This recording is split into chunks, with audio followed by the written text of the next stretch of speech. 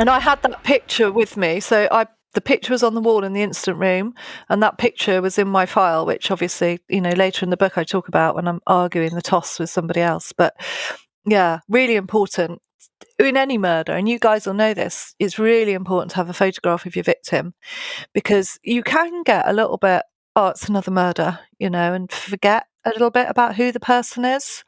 So to me, that was like the number one thing. This is who we're talking about. This is why we're here today, guys. This is why we're at work. And it just keeps everybody focused, back being a bit human. Yeah, it keeps you focused on your mission. Talk about the incident room. What is there a separate incident room for each operation? Do you reuse it? Tell us about the incident room. Yeah, so in depends where you are, but definitely in Bristol, we had on one side of our floor, because we had a whole floor for the murder teams, it was like banks of desks where the officers could sit and type their reports and do all that stuff. And then on the other side, we'd have the incident rooms. And, some of them are just like you see on TV. So you've got two offices with glass on them, and you'd write on the glass in white pen or put pictures up there or maps or all that sort of stuff. And banks of desks where all your computers are to input all the information. Big briefing room where you go. So one thing about, if you're a good SIO, okay, if you're a good senior investigating officer, you always go to the scene of a murder, always. Because it doesn't matter whether somebody sends you pictures or a video or streams it, you can do whatever you like. Unless you're there standing in that room, looking at it and thinking about what it's telling you, you won't get a feel for it. And I was well known for my pathetic little sketches that I do with stick men in my blue book of the murder scene, of like, this little stick man here is the body, and this little stick person here is where the witness was, and this is where the blood is, and knives and all sorts of stuff. But when I was going back from the murder scene to the briefing room to tell my team what was going on, you needed to get them immersed in that scene and what it was telling them. And it was hard at the beginning to describe that before you could get your photos back really quickly and have them up. And we got better as time went on. And, you're almost live streaming your whole murder scene then, aren't you? But yeah, so your briefing room would have, I've done murders with 8 people sat in there, and I've done them with 80. So it just depends the scale of it, the challenges with it, and who's around. So all these different incident rooms, they can interlink them. So we just had a little bit for Melanie Road because it wasn't, it was a back shelf inquiry, if you like, when I was there. What elevated it? Not in my mind, obviously. But no, not in your mind, but what elevated it? Because look, time, money, budgets, resources, there's not, it's a case that is now over 25 years old, right? Yeah. So after the initial bit with the TV appeals, when, it was thought maybe they'd found the killer and then obviously they hadn't, everyone loses interest then, don't they? But it's a really difficult thing to describe. And, people often ask me, why did you think this? But I was absolutely convinced as soon as that first good suspect was eliminated that I was going to find the killer of Melanie Road. I genuinely didn't know if he was going to be dead or alive, but something in my stomach, in my belly, told me I was going to be the one to find him.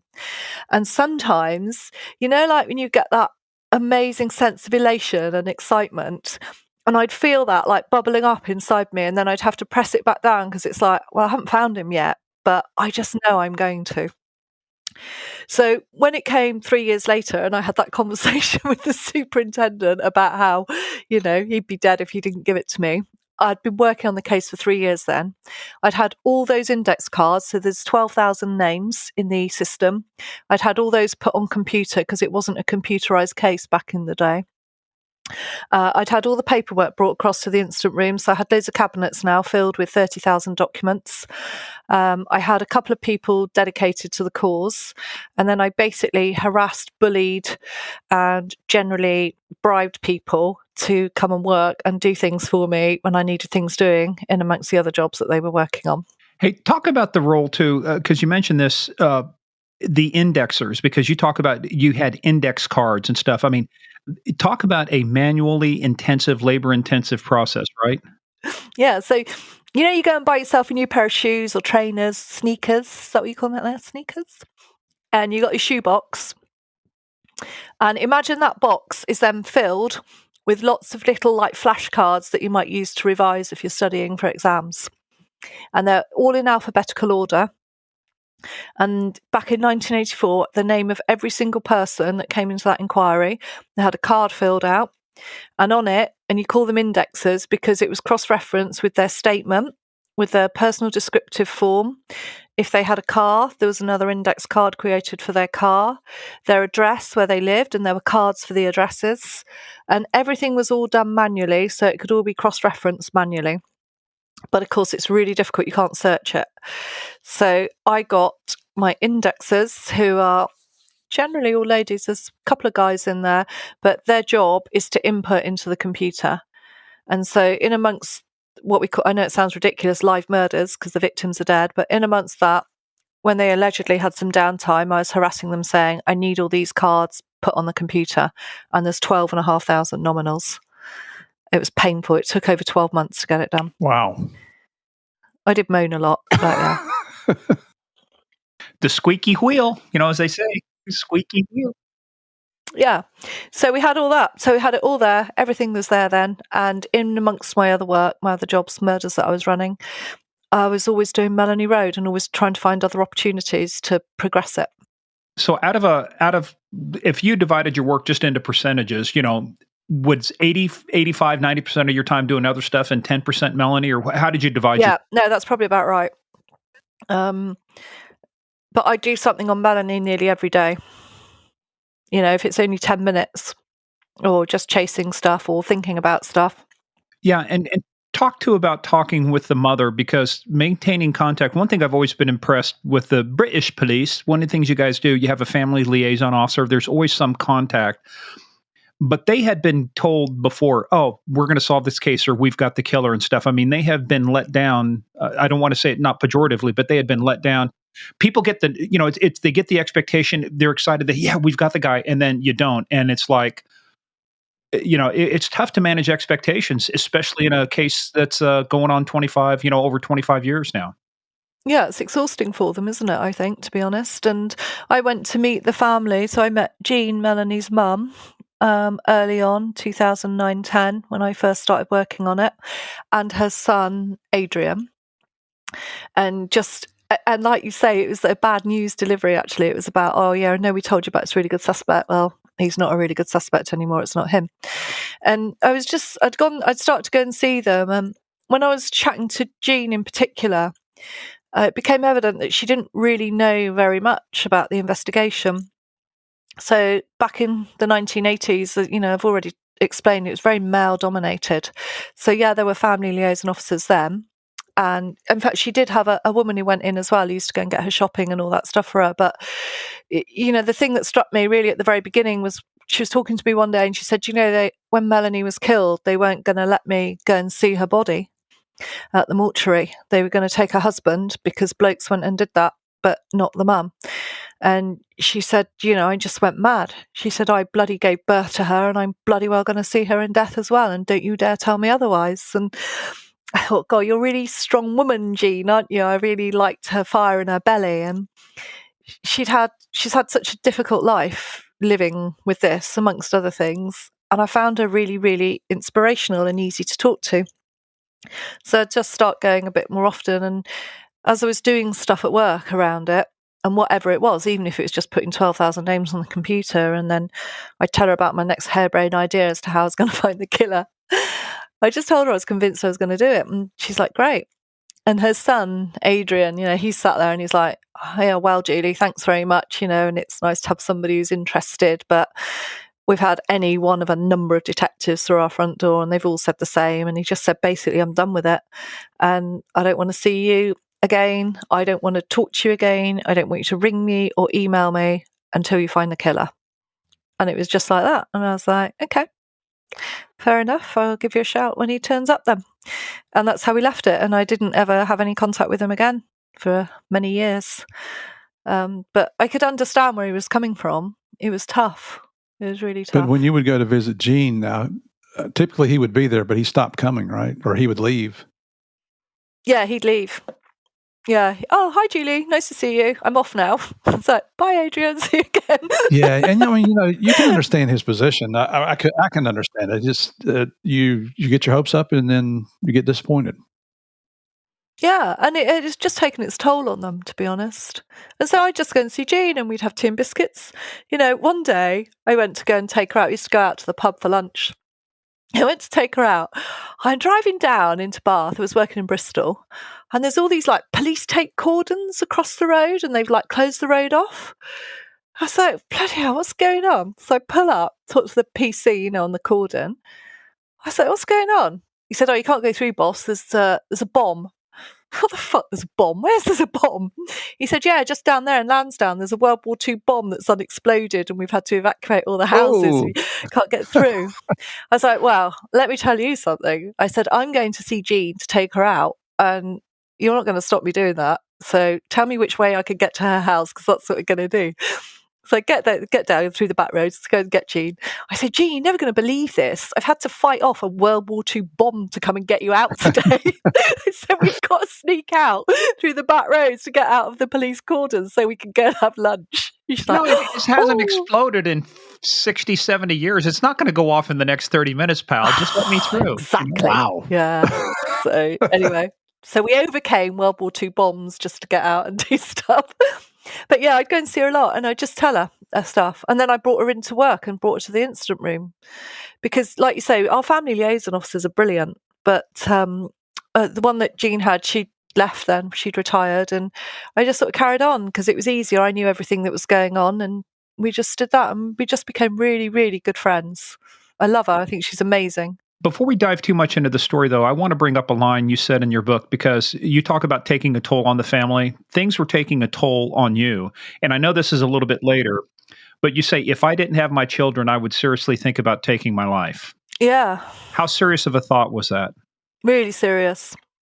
And you know what did it is that I was just really at rock bottom. So I had a really, really difficult time for a lot of different reasons. And I just felt completely alone. There was nobody to help me. I didn't know where to turn. I couldn't get out of the position I was in. And it was just like rock bottom. And in policing, we have a care helpline. So they're really good, like mental health support, counsellors, stuff like that. And it takes a lot. So I'm not somebody, A, who cries easily, or B, who gets broken very easily. I count myself as quite a resilient individual. But I was, and I ran this care line and spoke to a woman and just said, look, I need help. I genuinely just need some help. I need to talk to somebody. I need to try and make a plan to get myself out of the really bad place that I'm in. And her response was, well, you should just leave the house. I was like, well, I can't leave the house. I've got 3 children. Where am I going to go? I haven't got any money to go and rent another place. I've got a mortgage. I've got commitments. I haven't got any family I can go and stay with. I haven't got any friends. It's not that straightforward. And she said, oh, well, that's where it's up to you, isn't it? And basically had no comprehension at all of what was happening. Oh, honest to God. I just sat there. I was sat there in the valley with the dog, just looking at the trees thinking, you know what, for 2 pins, I could just hang myself from that tree there and it would all be done. And that would be the end of it. And it really, really dark thoughts. And I'm not a dark thought person, definitely a glass half full, but it was a bad place to be. How much of the stress was work-related versus personal-related? Where was the majority of your stress coming from? I think the trouble is they all interlinger, don't they? Because so if you don't have any support or help at home, so I talk in the book as well. So, I've got one kid on drugs. So people say, oh, he's only smoking cannabis. Well, personally, I think cannabis is the most dangerous drug, particularly now because it's so strong. It's like doing LSD. Skunk is really, really, is the most dangerous drug. It's more dangerous than the Class A powders because it has long-term psychological impact on them. Really, really bad. So that's him. I've got issues in a relationship that obviously I can't really discuss here, but were really, really challenging. I've got a daughter who was going away so your kids might go to college or university in the next state. She was going to Belgium. So, halfway across Europe. And you got to take a horse too, yeah. And the horse, yeah. Mom, I'm going to go and work for this Olympic eventer. Yeah, good idea, darling. How's that? Belgium. Okay. Don't know how to transport a horse across Europe, but I'm sure we can work it out, and we did.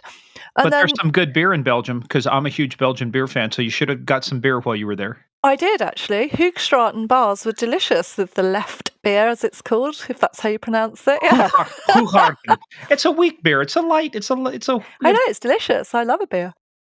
And then I've got Toby, my youngest boy, who was, had been excluded in school since the age of 7, diagnosed with dyslexia when he went to senior school at 11, 12, learnt that pattern of behaviour that if you're naughty, they just kick you out and you don't have to do any work. So constantly, every single week, being summoned to school about what was I going to do with my disruptive child versus, well, what are you doing to understand it and help? Nothing. And it was just impossible. It was impossible. And then work, it's a demanding job. If you're head of a murder inquiry, you're out. I'd go out, I'd get a call in the middle of the night, there's a murder. I'd go out Saturday morning, 5 o'clock Saturday morning, I'd write a note on the kitchen table to the kids saying, can you just please get your stuff at least to the washing machine, do some homework, walk the dog, I've gone to a murder in Bristol, I'll ring you later. And later is 12 o'clock at night, you come home. It's not something that's easy. And those first 48 hours, 3 days of a murder inquiry are really, really intense. And then you've just got people moaning at you. And it's exhausting. So, yeah, it's not one thing or another. It's everything. It's trying to hold it all together. Yeah. And the reason I wanted to talk about that now versus later, it's because you're dealing with a lot of these things, but at the same time, you're committed to solving Melanie's case. So, we talk about being persistent, man. I'd hate to have you on my ass. Yeah, exactly. I'm just going to go, who's on the case? Julie Mackay. I know, I'm giving up, boss. Give up now. Give up now. So, but I'm glad you said that too, because that's kind of for a long time, that was very taboo. I've lost more friends to suicide than I have in line of duty. All right. So, Julie, these were dark times, dark days. And like you said too, when you work a murder case, you want to keep the victim front and center. You get the picture, but it's got to be more than a picture that sustains you. What sustains you? What keeps you moving forward during this time? Which, like in your own words, it's a shit time. I mean, if anything could go wrong, it's been going wrong for you, right? So how do you sustain this? How do you keep this case moving forward? How do you keep the energy to keep investigating? Yeah, it's really difficult, isn't it, when you've got so many things happening? And for me, it wasn't any one thing. Work was hard, home was hard, kids were hard, everything was hard. But I just had this belief that I was going to find Melanie's killer. I mean, that was fundamental. I'm really passionate about my work. Really, really enjoyed my job. I had the best job ever. And just the relationship with Jean, she was so inspirational in everything. If you think I'd had a shit time, you want to be her. She'd had a shit time. And yet she was still, I liken her in the book a lot to the Queen, our lovely Queen who passed away last year, because she's always got lots of dignity. And you might think, now looking at her, little old lady, but underneath that surface, she's absolutely rock solid. And just the time I spent with her, A, was a bit of normality from what was a crazy time for me. And B, you'd sit there, her photographs of Melanie were there, and I just found her inspirational. I can't really describe it any other way. I just found her the most amazing woman who was just lovely. What a strong lady. And I mean, I love the fact that you're getting the strength from somebody who has suffered so much at a different level, and the fact that she came through for you and got you back on the right track or helped you get back through the dark times back to where you needed to be. Yeah, she did. She did. It's kind of funny. She was doing more for you at that time probably than maybe you were doing for her, right? Yeah, I did her ironing for her. She counselled me. It was fine. I'd stand there doing her ironing as we were chatting. She'd be like, I can't cope with this at the moment. I said, don't worry, I'll do it for you, Jean. Yeah. So, yeah, we were great. We were great to each other. It's ironic how it all came together. I know. It's meant to be, isn't it? Hey, it was fate. Yeah. So it was really, really good. Let's talk about that now. Let's really dive into the case because I wanted to ask you, Let's go back and talk about the original 1984 murder inquiry. See, here, that's the other thing too. It's the terminology. I always fascinated with the British terminology. Here we say it's a murder investigation. You call it an inquiry. It's like, I'd like to ask you a couple questions, Yeah. That's, but We're it's a very murder. polite. Very polite before we tell you to fuck off and get off the little yellow line. Yeah. All right. So let's talk about the original case because and I know, Murph knows too, the original case, the original work that's done sets the tone for the solvability of the case, your excitement to work the case. Let's talk about the original 84 case. Tell, how was it done? Do you think it was done good? Yeah, they were absolutely fantastic.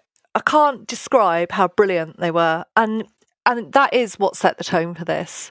And so we talk about, in 1984, there was no DNA. So it was all down to blood and semen. So Melanie is stabbed 26 times and raped twice. So she's raped vaginally and orally. And all they did to preserve that scene and recover that material and keep it was what really enabled me to crack on and do my work. And when I say it was incredible, if we investigated homicides today like they did then, it would be second to none. They had a little cocktail stick. And there you go. Here's the old fart analogy. Steve, you might remember a cocktail. Yeah, I was waiting if you're going to mention that. Well, I said to you guys because, I know you're quite old and all this, and you probably remember. Wait a minute. Did you do this? we have great cameras. I can't believe we're coming across so old. I still have all my hair. How old do you think Murph is? I mean, north of 80 or south of 80? Oh, definitely northeast. No, Murph, I'm teasing you. I gotta go. I gotta go. I'm sorry, I'm out. Yeah. He's got to go put on his sandals with his socks and go down to get the blue plate take special. my medications and drive on the dual yellow line. He's telling us he's getting his Speedos on and going to be a beach bum. Can't wait. There you go. Speedos. Oh my God. Okay, you just ruined lunch. All right, there's a sight you'll never get out of your mind. As I say, crack on, Julie. Crack on.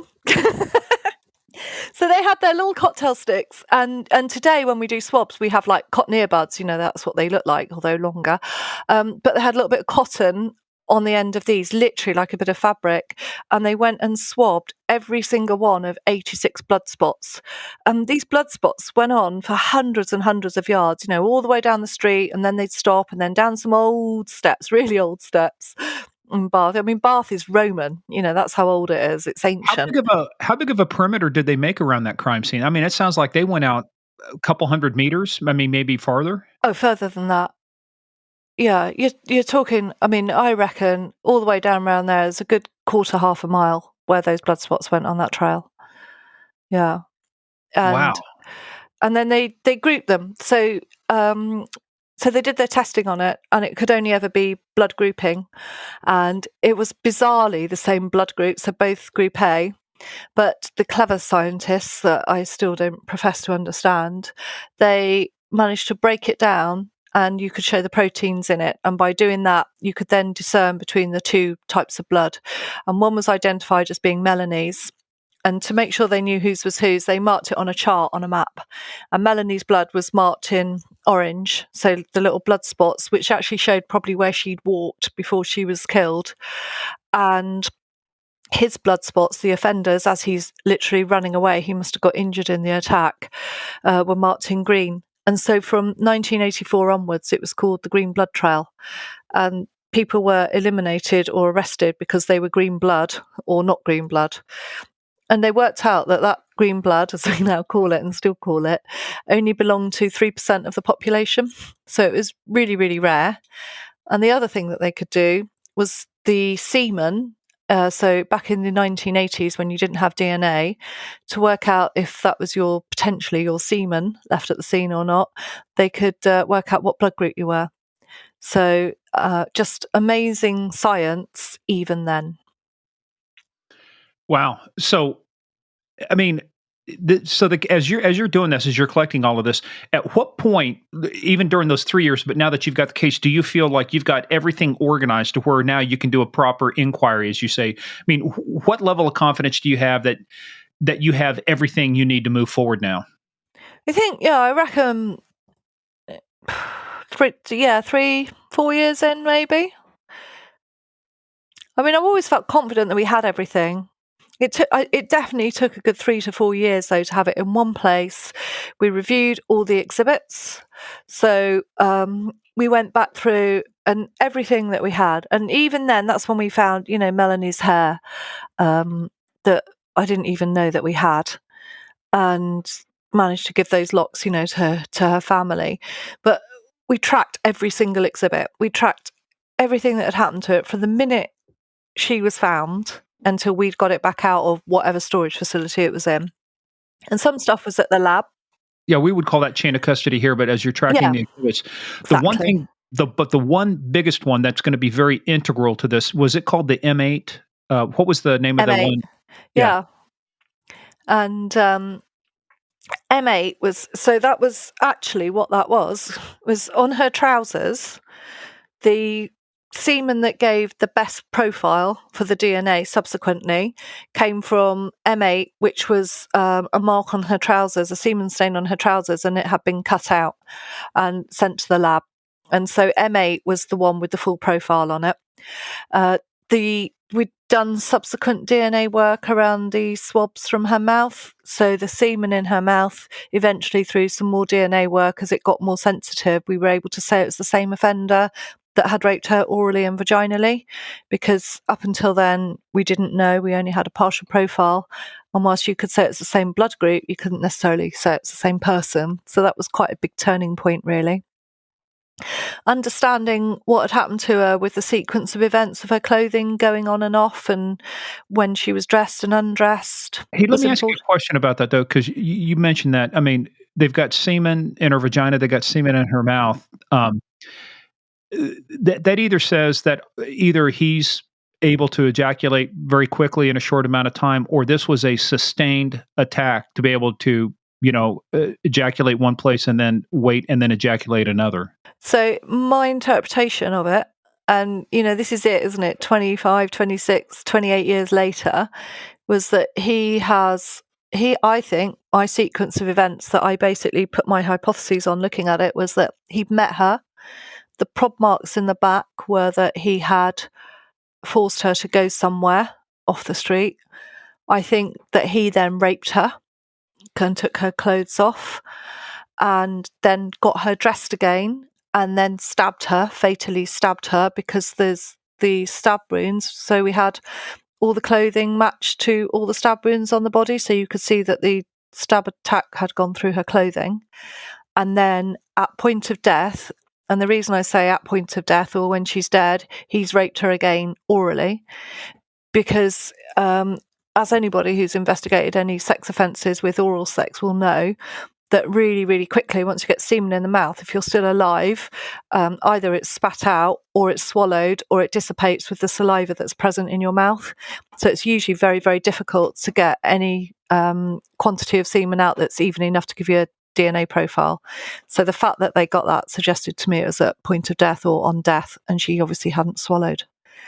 So that was how that sort of worked. And the whole getting her dressed afterwards as well, there was blood had clearly dropped from when she was standing up on her feet, and then the shoe had been put back on top, and blood spots on the shoe as well. So yeah, it's quite harrowing when you're thinking about it as to what she must have been going through. Really harrowing, versus that clinical approach that as a detective you need to understand what's happened so you can maximize your best opportunities to get more evidence. Yeah. People would think that you're cold-hearted sometimes when you're out there, but no, you got to be very clinical. You just got to lock everything else away, and you just got to, because if not, you're going to be on a roller coaster of emotions. Just up, down, up, down. To solve the case, you can't do that. I mean, you might do that later, right? But the problem with cops is you'd put it in that little lockbox, but you would never deal with it. And you have to. I mean, the three of us are all parents, and we all have daughters. And if you think about it too long and realize that could have been one of our kids, that's why you have to compartmentalize these things to stay clinical or scientific or whatever word you want to use there. You do. And in fact, the way I dealt with it was that they need people like me and you guys who are really good at our job, who are not going to let our judgment get clouded because we're focused on being professionals and doing what needs to be done. That doesn't mean that we don't care, because actually we do care passionately about it. And it doesn't mean that we don't get affected, because we do at some point. But when we're there, for that victim, we've got to do the best we can. And crying over it is not doing the best you can. Understanding it is doing the best you can. Let's talk about now that you've taken over, you've got this, the previous SIO is gone. You're now like acting SIO. You've just claimed the mantle. You're taking over. You're not asking anybody. You're just in charge. What do you have to do to make this thing move along? How do you create the sense of urgency?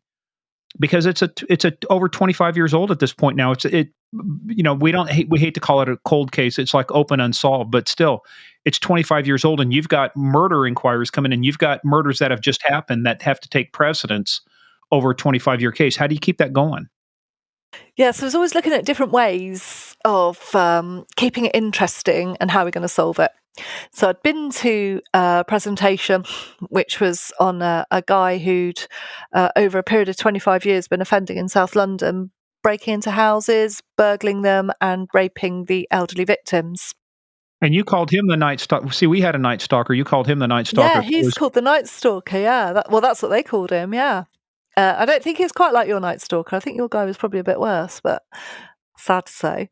But yeah, he's so a really great detective in London, a guy called Colin Sutton was the one behind that. And he'd done a presentation, and his DI was talking about in 90% of these stranger assaults, so whether it's a rape or murder, the offenders usually in our system, they've usually come in somewhere. And in fact, it goes right back to the Yorkshire Ripper in the late 70s, which was a massive case, killed all those prostitutes up in the north there. And that was where the first use of geographical profiling was actually, I'm very familiar with that case. I actually have 2 books on geographical profiling right here, one by a British man. There you go. And in fact, the Yorkshire Ripper, because he was in the system, but they hadn't linked him up with different policing areas, was why the whole Holmes indexing system came into being and the computers were invented. Was that, if I remember right, Holmes stood for the Home Office Major Lead Inquiry System? Was that it? Yeah. Linked. Home Office Linked Major Inquiry System. Yeah. Okay. So that you could, so there was another case in the southeast where 5 prostitutes were murdered across 2 police force areas, and more recently, and they could run the incident rooms, but they could all see each other's information. So they could run different incident rooms for each of the 5 murders, but then they all interlinked because they were all linked. So yeah, brilliant bit of kit. So the Yorkshire Ripper, the offender was in the system, so it goes right back to there. So I was convinced the offender's in the system. So I then get my indexers. I'd got my specialists in, so the geographical profiler. Although I have to say there, Morgan, that the geographical profiler, he basically told me that the offender's going to live within 5 miles of the area. Well, I'm not kidding. Bath is probably only about 10 miles across to get all the houses. So that was that was an easy guess. I was like, no shit, I could have told you that. Even I knew that from my witness, yeah. But anyway, it's fine. So we had him, we had psychological profilers, and they helped us devise a matrix so we could prioritise our 8,500 names that were in the system. And then I got the indexers to apply the matrix to all those, and everybody over 50, come on in, you're going to be swabbed. So that's what I did. You said over 50, but we're not referring to age. You had a point system, right? Yeah, we did. So the most they could score was 72. So anybody who scored over 50 points up to the 72, that was it. We were going to swab them. And how did you go about doing that? Because you've got 8,500 names. Not everybody's alive. Not everybody's in the country, because you talk about 4 Arab males. That was part of your concern too. What was your success rate of getting people to agree to be swabbed? And what were the parameters, the boundaries that the swab could be used for? Yeah, so I mean, there's lots of different challenges there, really. Number one is getting the staff to do it, because they're busy people and you need to keep them interested.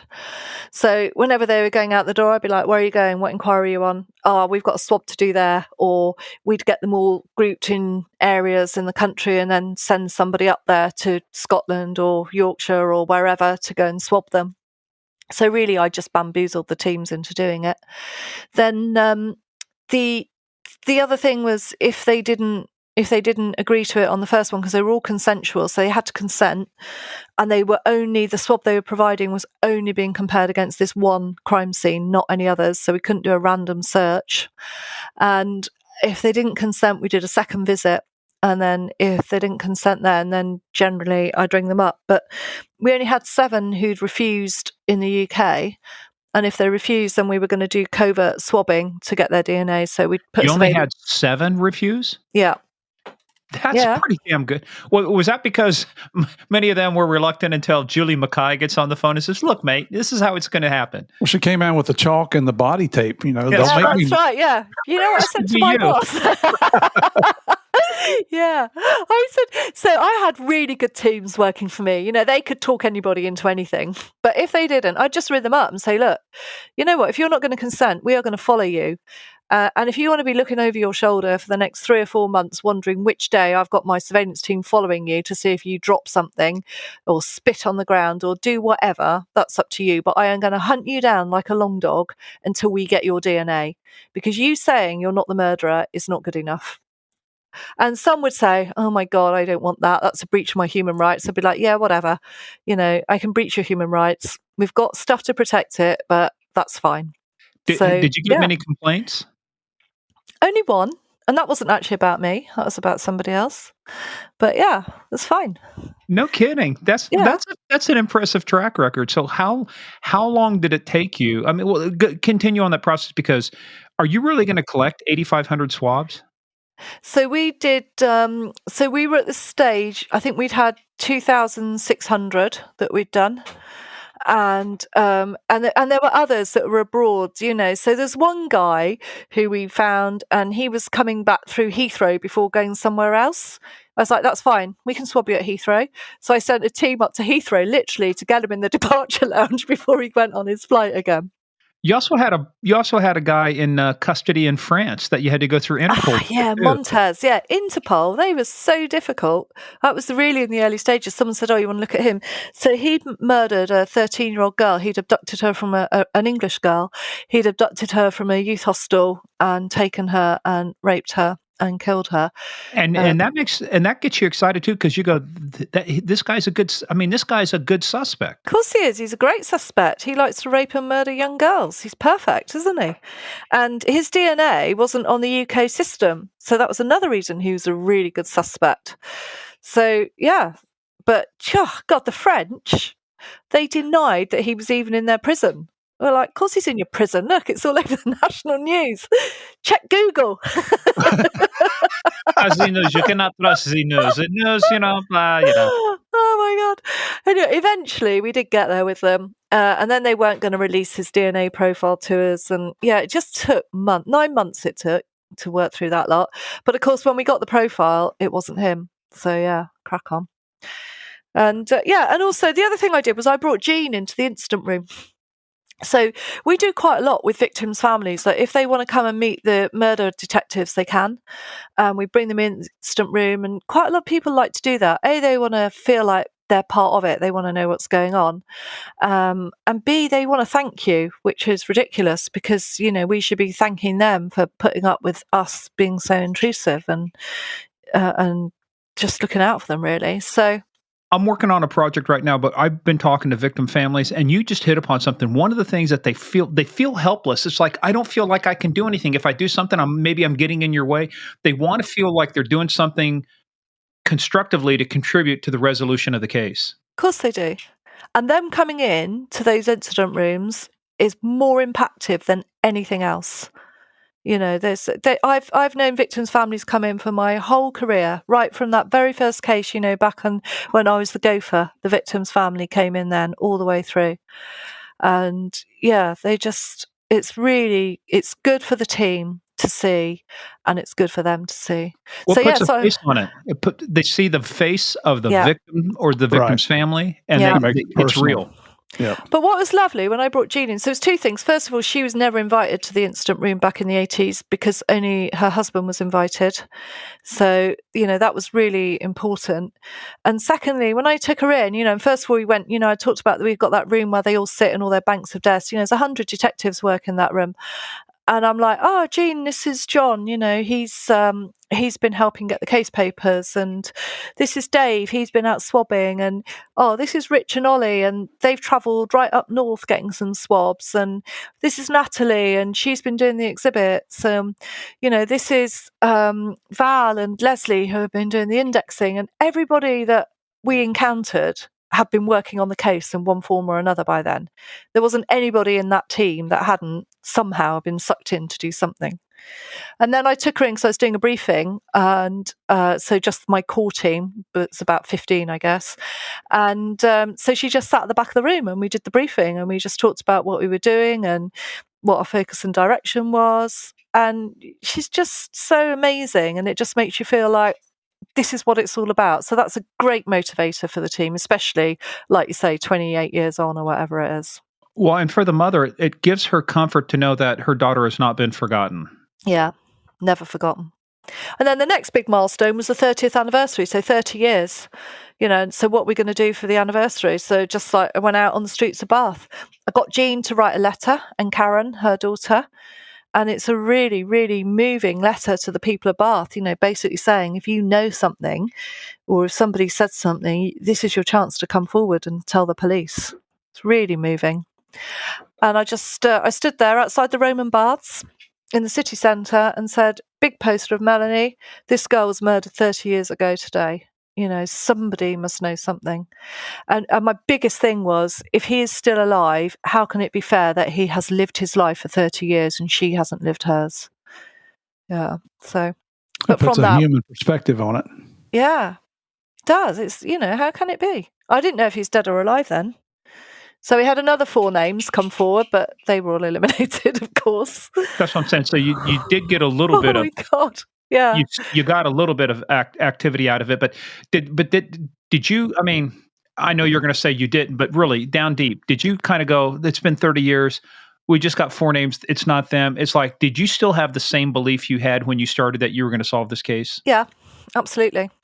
And in fact, it was interesting because one of the journalists, and I was doing like all the TV stuff then, ready for that 30th anniversary weekend because I got it on every news channel I could. She said to me, so Julie, you're the first detective I've ever spoken to who I truly believe is actually going to solve a case. She said, I do loads of these sort of appeals, but I've never really come across somebody who's got that belief, and I believe you as well. So, of course, I rang her up subsequently. Said, you believed in me. Yeah. Yeah, and then so I'd done more familial work. So I did a lot of familial work on this case. So talk about that a little bit too, because you had to go to the police college, right, to get approval to spend money, because it wasn't cheap initially to do it. No. It's like £20,000, right, to run a familial run. Tell everybody what a familial. I think they're starting to get used to it now. We had a cold case on Stephen Smith, a detective out of Toronto, where they did familial forensic genealogy, to do that. But let everybody know what the familial piece is. Yeah, it's a fantastic bit of work. So basically, all our DNA is different, and you can look at my DNA, and I get. So at that time, our DNA stuff was on, say, we used 20 alleles. So if you had a bar chart. Imagine a bar chart, and there's 10 points on that bar chart that come from your dad, and then 10 points on that bar chart that come from your mum. And my sister or brother will have some of those same bars on their bar charts as well. And so you can say by doing familial work whether they do a run, so they look at all the DNA that they've got in the system, and they'll say, oh, we've got Julie Mackay's DNA here. And the likelihood ratio of her being related to the offender, either on a parent-child or a sibling list, so mother-father or brother-sister, is 44,000 to 1. That was the first run that we did. That was the person at the top of the list, they call it a screamer, because the one below that is something like 17,000 to 1. So, you say, okay, that looks good. So who's Julie Mackay's? And because of the age, we knew it had to be a dad. So who's her dad? What does he look like? And then we go and swab him if we didn't know him.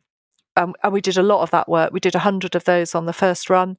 I did another run where we rejigged it with geographical profiles, where we did another 30.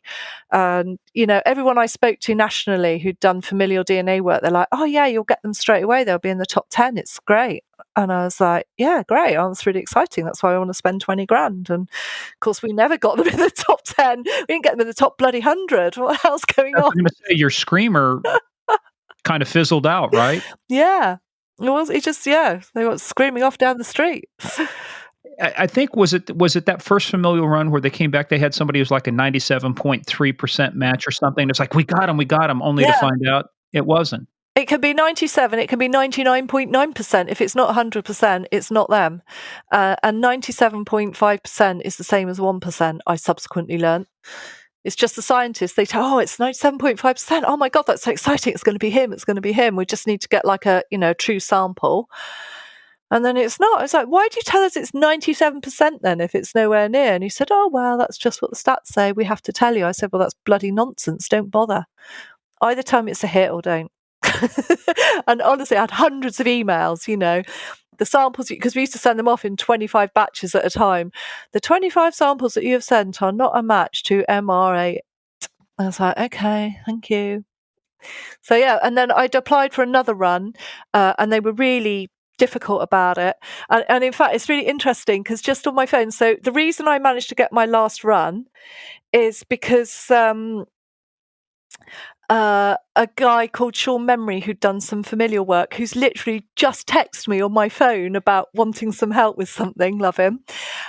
He's the one who fought my corner for me, saying, since Julie did her last run, there's 1 million more names on the database. I got a hit on a stranger rape straight away. You've got to let her do it again. And he was such a good ally for me. He was just amazing. And so they're like, yeah, okay. And then when they looked, it was really cheap. It was like $4,000 or something to do it. And I was like, crikey, you've told me I can't do this for all these years because it was expensive, and it's not. And you've got a unique way to do it, because look, like in a department here, let's say we've got where I live at, Loudoun County Sheriff's. They either have the budget or they don't. It's like they go do it. Like there's some federal resources, but you've got kind of an entrenched bureaucracy there. I mean, you had to go right up to the policing college. You had to go through a review board. I mean, it's like you had to go through all of these layers to go, are you guys really interested in solving a crime? I know. And then they lost it, didn't they? They lost the paperwork. I was on another murder. We had 4 murders in a week. It was really busy. I was like, I haven't heard back from that. And I rang up my contact at the college. I said, what's happened with this familial run? Oh, I don't know, Julie. I'll come back to you. And she's like, oh, we seem to have lost the paperwork. I was like, what the fuck? How can you lose the paperwork? I said, don't worry, I've got a copy. I'll send it to you now. So I did. They would reject things if you had a word out of place or missed a field, right? It was like the smallest thing they would reject. Oh, it's so irritating. I can't, I mean, honestly, so many people had to sign off on it and then they lost it. Anyway, luckily I had my copy, so I sent it to them. And then 6 weeks later, they sent the list back, and, and Gary was looking at it and he's like, oh, look at this, Julie. I was like, what? He said, we got the list back. I was like, we're both Gary and I are the only two that are really excited about this. Everyone else is bored by now because I've been going on about it for so long. What are we, 5, 6, 7 years in? And he said, we've got a new screamer at the top of the list. There's a new name. I was like, who is it? And her name, Claire Hampton. And she'd only been arrested a few months earlier. So if I'd have done the familial run when I wanted to, she would not have featured. So I believe fate intervened. And he said, I'll ring her up and find out who her dad is. So he rings her up and he says, her dad lived in Bath. He lives in Bristol now. And he's the right age. I was like, oh, great, quick, let's get a swab. And Gary only works 3 days a week then. And he's like, I'm not available on Friday. He rings him up and the guy agrees to give a swab. He said, I can't do it on Friday. I'm looking after my grandchildren. I'm like, Gary, where's your dedication to this job? Really? So he goes on the Monday. Exactly. You think you'd take the kids with him, wouldn't you? I've taken the kids to a murder scene before now, and I've been on call and they've been in the car. It's fine. Sounds like Derek Maltz is dead. One of our other episodes, his dad, Derek Maltz, his dad was a legend in DEA. He took him on a surveillance, and the radio number, he said, this is 7.5. I'm calling. Kid's like 9 or 10 years old. He's out doing That's surveillance. Perfect cover, though, isn't it? I'm with him on that, to be honest. Nobody picks up on him. I think that's a great plan. So so Gary goes and meets him just in a car park from work. He's a painter decorator, And he's like, just like all the others that we saw, because I'm like, what was he like, Gary? And he's like, yeah, it's just a normal bloke. He's given me a swab. And I did say to him, because he said they always ask, don't they, how long before we know the results, which is usually about 6 weeks because we sent them off in batches. And Gary said, well, of course, you could always confess right now if you're the murderer and, make it much quicker. And he never said anything, did he? And then off we go and we send it off and then the results come back. Before you get to the results, because you had talked earlier before about the other detective, they're always in the system. Yeah. The guy that you're swabbing now, was he in the system? No, he bloody wasn't. Just swabbed like 3,000 people on that. Wow.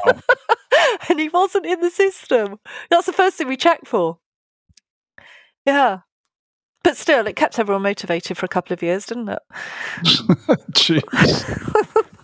Who goes out and swabs? And what was the guy's name again? Gary went to swab him, and his name's Christopher Hampton. So Gary goes out to swab him, but normally it takes 6 weeks. So now let's walk through. Let's go into some more detail about this now. Yeah, so we actually got the result back in just over 4 weeks. So he, Hampton will be expecting it in about 6 weeks.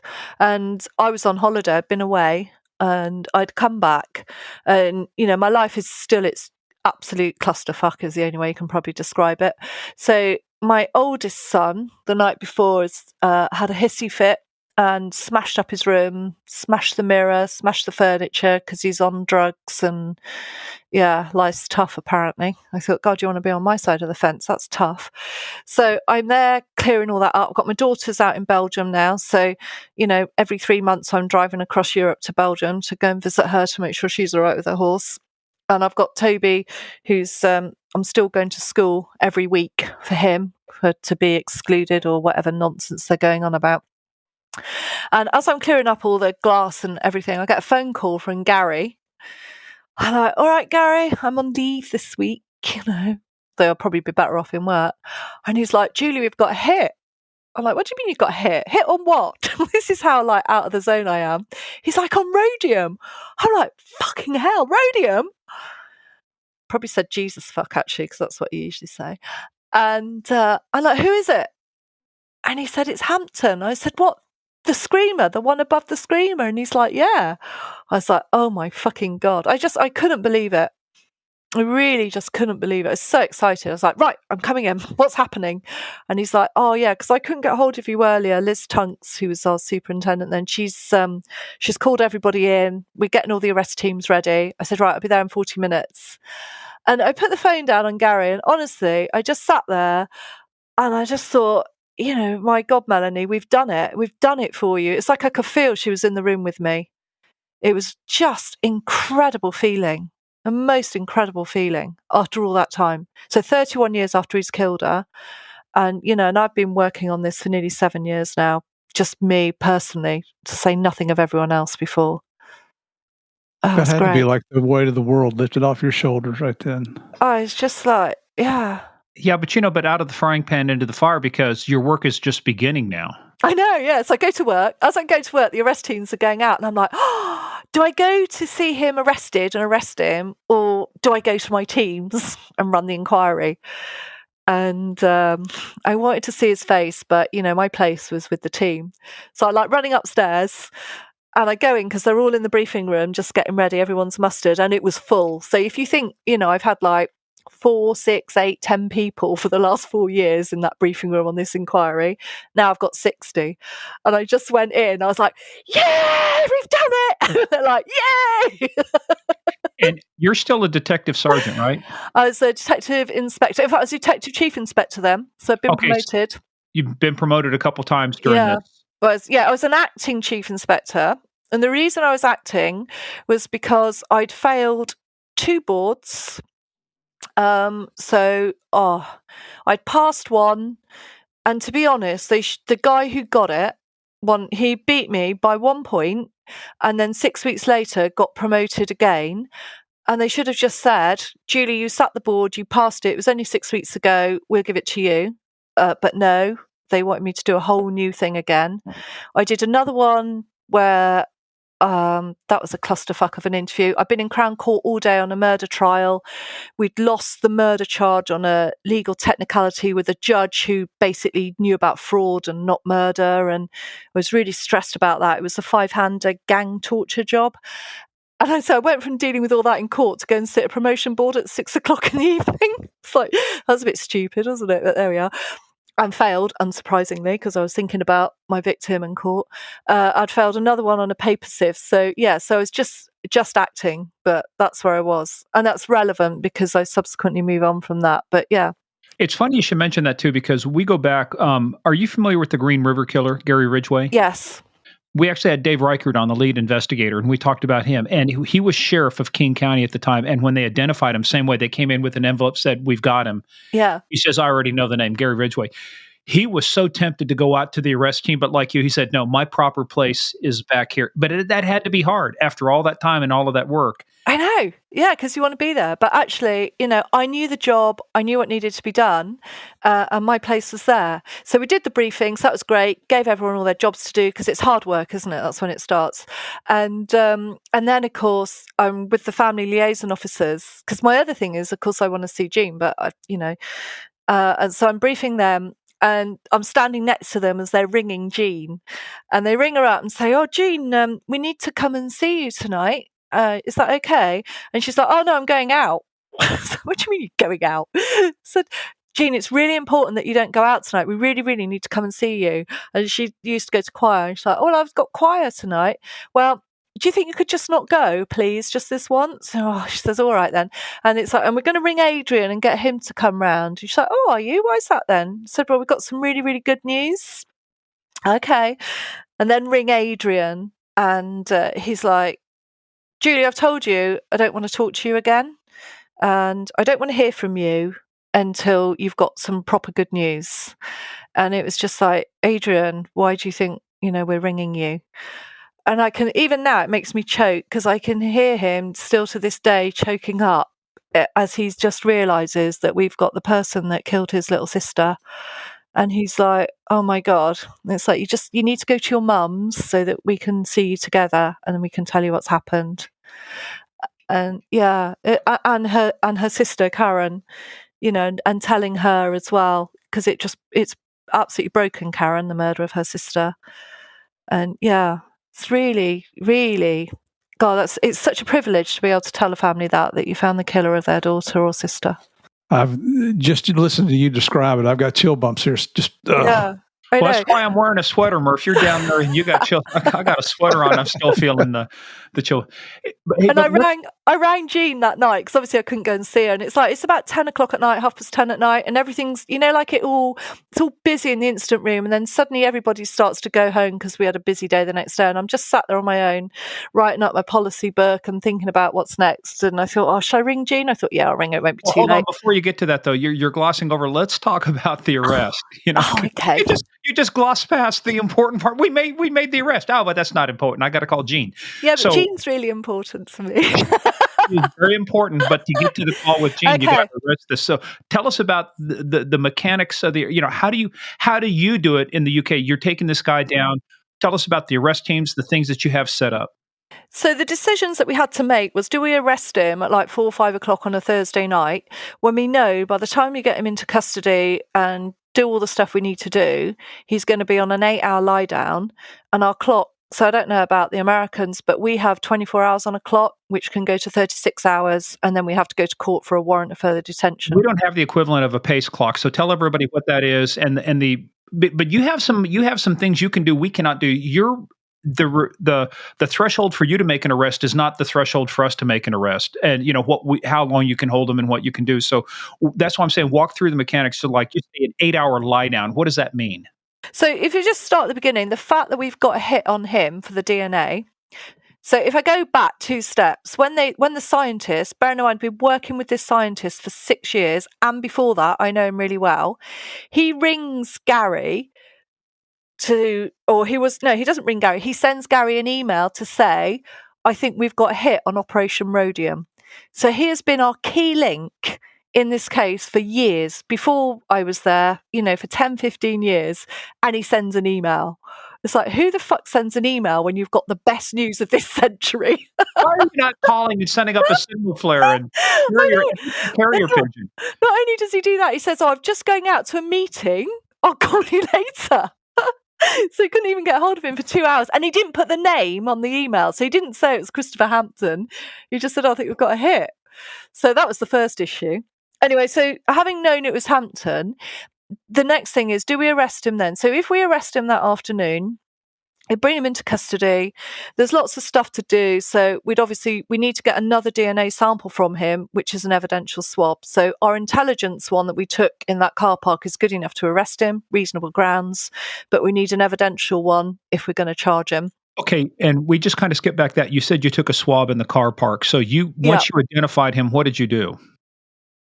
You said you took an evidential swab in the car park. What did you mean by that? Sorry, that was when Gary swabbed him back 6 weeks earlier. So that was the overt one where you went up and he agreed to the overt one, which, but that just gives us intelligence. That just gives us our grounds to arrest him. It's not enough for evidence to go to get a charge.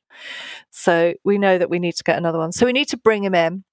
And then the things are that he knows, doesn't he, that he is going to get found out. He knows that clock is ticking. So where is he? So is he at work? Is he at home? So straight away, we deploy teams out to see if he's at home. So surveillance teams to his home address.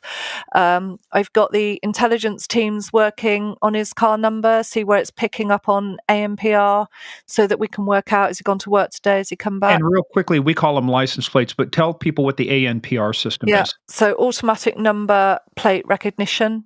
So we have loads of cameras, and you'll be the same. They're on petrol forecourts, they're on CCTV cameras, on highways and main roads, and they just basically register every car that goes through.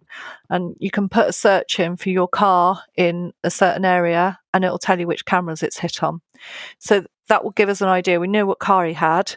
So was his car moving on that day to a place where we knew he worked, and had it come back, more importantly? If he knows that he's going to be arrested for a murder, is he going to commit suicide, or is he going to do a runner? Those were the other factors that we were thinking about. And knowing that our pace clock, so we're only allowed to keep somebody in custody for 24 hours. After that, a superintendent can authorise a further 12 hours. And what does PACE stand for? Police and Criminal Evidence Act.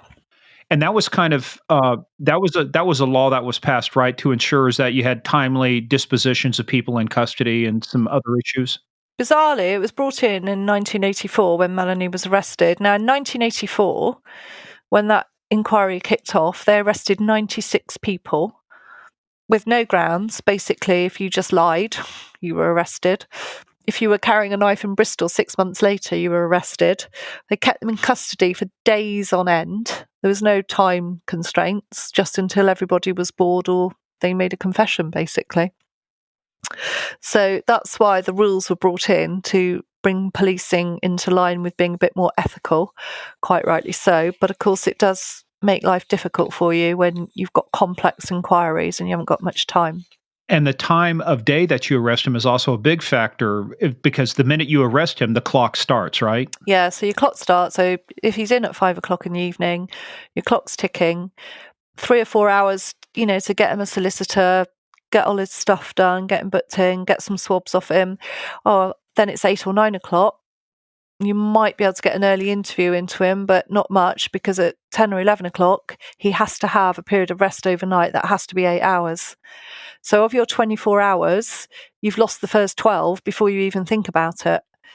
And this is the difficulty, isn't it? So do you arrest him now, or do you wait till tomorrow morning when, you'll probably have it? But the right thing to do is to arrest him straight away, because if he killed himself or did a runner because we hadn't gone straight away, then it would be unforgivable, wouldn't it, really? So, yeah. So they went to arrest him. So he was actually at work, and they picked him up coming home from work, took him into his house, and then go and knock the door. And they knocked the door, and it's Christopher Hampton, yep. And I'm from the Major Crime Team. This is one of my DCs. And I'm arresting you for the rape and murder of Melanie Road in 1984. And he doesn't say a word. And he's now married again. And his wife says, "Oh, you haven't done that. What are they talking about?" It's ridiculous. She said, "I'll see you later." And he says, no, you won't. And I'm like, ooh. She says, all right, well, I'll see you tomorrow then. And he said, no, you won't. And that was it. That for me, when I heard that's what he said, that's when I knew that he knew he was never going home again. It was just brilliant. Brilliant. And what was the date of the arrest? Do you remember? Of course you remember. 4th of July, funnily enough. Oh, it's that day it was that day we decided we were not going to take it anymore. Yeah, exactly. You and me both. Just a couple hundred years apart, though. But yeah, that's all right. Still had good effect. Yeah. Let's walk through now because there are so many key parts to this. Because in terms of, like you say, getting him a solicitor, getting him charged, getting your swab done. Because you also, we're going to talk about this too. I'm teeing it up. There's an issue then with the DNA. So let's walk through that now. Okay, so we do. So I'm a great believer in an early interview. All right. A lot of people like to plan and have a structure, but I'm like, no, let's get in there because they might want to fess up to the job. And if they say nothing, we walk out 10 minutes later. It doesn't matter. But I just think you need to get in straight away and say, did you murder Melanie Road on tape? So that's what they did. And basically, he just says, no, I didn't. I'm not responsible. So fine. So then you know what your start point is and that you've got hours of interview ahead and you need to be doing all your evidence. So that was that night. I've got to tell you about my phone call to Jean because it's very important. And then I'll tell you about the DNA challenges. Because I rang her that night at 10:30. And sorry, my battery's just low on my computer. I'm just going to plug it in. Excuse me, 2 secs, guys. Just rummage around down here. I can't believe anything in your house is running out of energy at this point. I'm on acid. Right. That's why you got these big plugs, isn't it? To keep up with me. You got a Mac too. I like that. Yeah, you need a Mac. Got to have a Mac. Okay, we're in. All right. So I ring her up and I'm like, oh, hi, Jean, it's Julie. I said, I just had to ring you tonight. I know I'd come and see you in the next couple of days, but I just wanted to say that I'm so pleased that we found him, Jean, you know. And she said, oh, Julie, she said, I saw you on the telly a couple of weeks ago. So I'd had another murder case and I'd been on TV on the court steps. She said, I saw you on the court steps 2 weeks ago on TV. And she said, and I thought to myself then, she said, one day Julie's going to be on the court steps for my Melanie. And I was like, oh, Jean, I am. So she had complete faith in me. And she hadn't told me that until I rang her that night. And I just thought that was great, bless her. And then, so the next day, the hard work starts, you're right. So we get our swab, we get it taken to the lab. The traffic guys are like, Julie, is this really urgent? Because I want them to blue light it up to the lab because it's going to be a Friday and the lab will be closed at the weekend and I need to get it turned around. And they're like, are you prepared to sign off on the risk? I'm like, fuck yeah, I'm prepared to sign off on the risk. Of course I am. You're always doing this stuff. Just get it out there. Like, how can people be so like wishy-washy? That's my head. The risk. What do they mean? Sign off on the risk? Oh, driving quickly to the lab with just a DNA swab. What if they have a crash on the way? Oh, geez. What if there's an earthquake? Well, you know, what if there's an apocalypse? Well, as I used to say, what if worms had machine guns? Birds wouldn't fuck with them. I mean, we could what if ourselves to death. Exactly. That was my point. And anyway, they're meant to be professional drivers. So yeah, get on with it. So they did. So we got my swab to the lab, so that's all good. And then we're just busy the next day. So we need to find out everything we can about this guy now from 1984. So where was he living? Who was he living with? What car was he driving? Because even with DNA, we have to corroborate it. And, so we needed to make sure he was in Bath at that time. Could we prove that in any way and all this stuff? So we're doing all this work. And Julie, at what point did you realize, again, going back to the other thing, they're always in the system, did you know that day or was it the next day? When did you realize he was never in the system? He was never on our radar anywhere.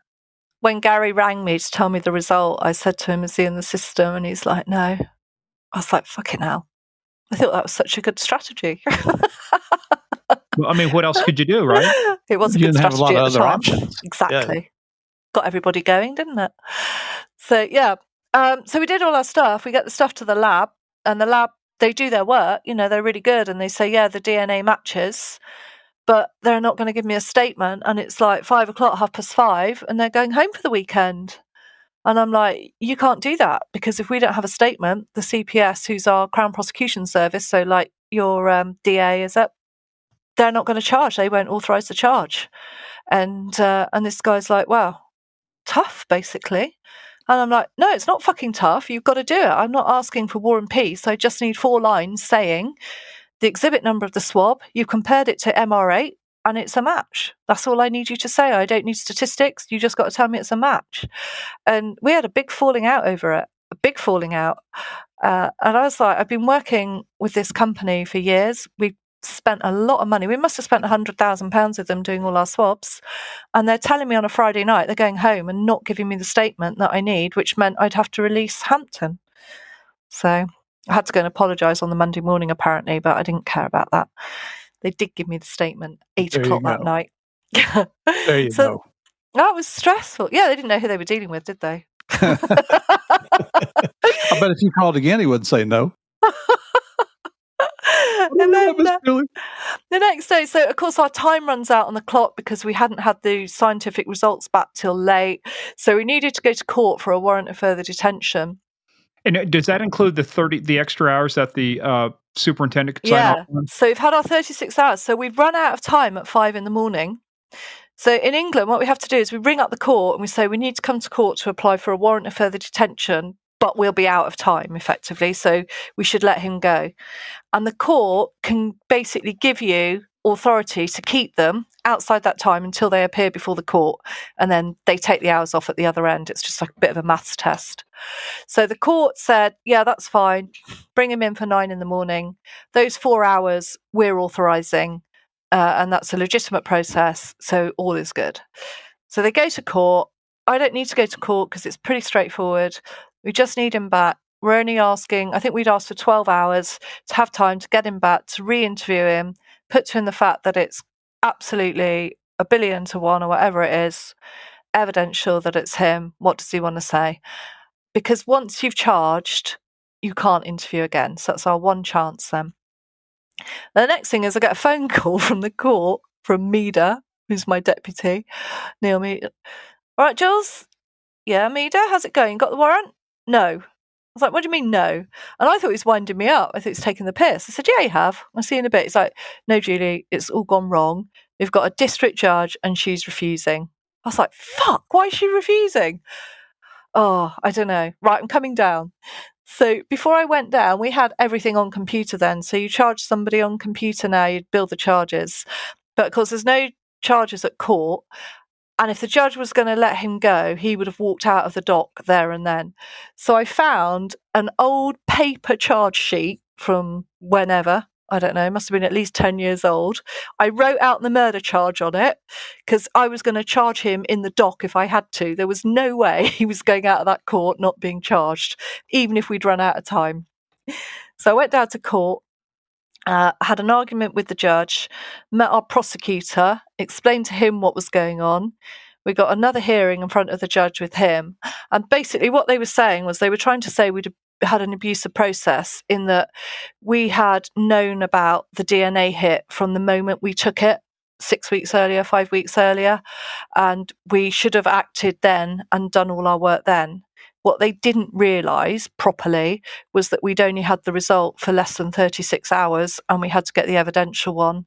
And in that 36 hours, we'd done all this work to put him in Bath, where he lived, what car he was driving, who he lived with. We'd driven across the country, interviewed her. So, you know, we'd done loads and loads and loads of work, seen his ex-wife, seen a woman that he'd had an affair with. You know, we'd just done so much in 36 hours and they were going to let him go free. So we won that argument. That was good. So I didn't have to charge him in the dock, brought him back to the police station. And then I had to wait for the prosecutors to come back. Oh my God. Do you have this trouble with your district attorneys or not? Not like that, but they're not all as aggressive as we'd like them to be sometimes. But the guy's name was Wu, was that right? Hugh. Okay, Hugh.